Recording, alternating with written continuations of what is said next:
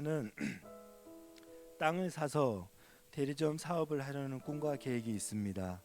1년 넘게 여러 땅을 알아보았고 그 땅을 보며 지나가기를 수십 번, 돈은 없고 땅값은 엄청나게 계속 오르고 코로나로 경기는 안 좋고 기도하며 그날도 그렇게 그 땅을 지나가다 때마침 토지주분을 만나게 되었습니다.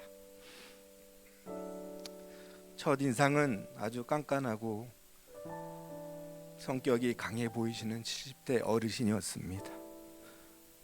하지만 왠지 돌아가신 저희 아버지 생각이 많이 났습니다.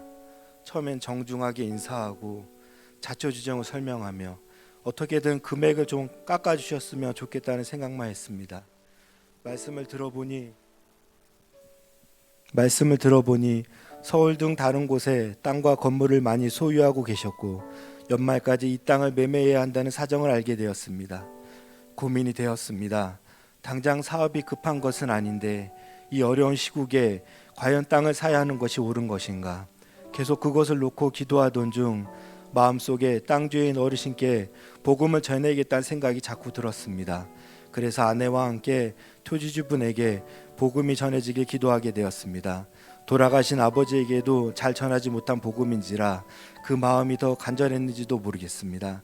계약하는 날 아침 누가복음 14장 23절 주인이 종에게 이르되 길과 산울타리 가로 나가서 사람을 강권하여 데려다가 내 집을 채우라 라는 말씀을 읽고 꼭 복음을 전해야겠다는 확신이 들었습니다. 계약에 앞서 점심을 대접해 드리며 복음을 전하기로 마음 먹고 아내와 목장 식구들에게 약속 시간에 간절히 기도해 줄 것을 부탁했습니다. 그렇게 기도했지만 막상 만나니 복음을 전한 타이밍을 찾는다기 쉽지 않았고 계약도 자연스럽게 진행돼야 하는데 참으로 어색하기만 했습니다. 어르신께서는 다운 계약서를 써주면 금액을 깎아줄 수 있다고 물어보셨고 사실 제가 교회를 다니는데 부족하지만 그래도 정직하게 살려고 노력하고 있으니 이해해 달라고 말씀드렸는데 오히려 그 얘기를 좋게 들어주시는 것 같았습니다. 그리고 본인은 교회는 아주 싫어하지만 사실은 돌아가신 어머니께서 권사님이셨다고 말씀하셨습니다. 그때를 틈타 얼른 복음을 전했습니다. 교회 늙어서 나가면 좋지 하고 말씀하시길래 더욱 자연스러운 대화를 이어가며 교회에 나가셔서 예수님 믿고 편안하게 사시다가 나중에 천국에서 뵙자고 말했습니다. 참 감사했던 것은 저에게 과거의 깊은 아픔을 말씀해 주시는 거였습니다.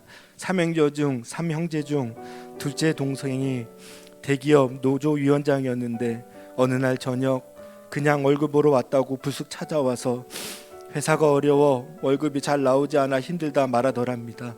참 실없네 생각했는데 다음날 스스로 세상을 떠났다는 말씀을 하시며 눈물을 흘리셨고 저도 함께 울며 위로해 드릴 수 있었습니다.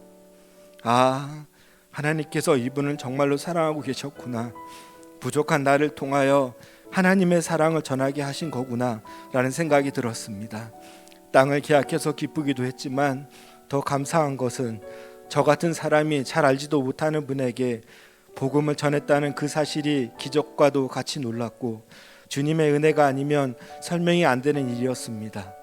나같이 쓸모없는 인간을 통해 꿈과 비전을 주시고 나를 구원하기 위해 끝까지 인내하시고 참고 기다리신 하나님의 사랑과 은혜에 참 감사한 순간이었습니다. 지금 현재 내 삶엔 대박이 나거나 눈으로 보여지는 어떤 큰일도 일어나지 않았지만 그럼에도 불구하고 하나님은 지금 나의 삶을 인도하시고 나를 통해 일하고 계심이 너무너무 감사합니다. 주님 사랑하고 감사합니다.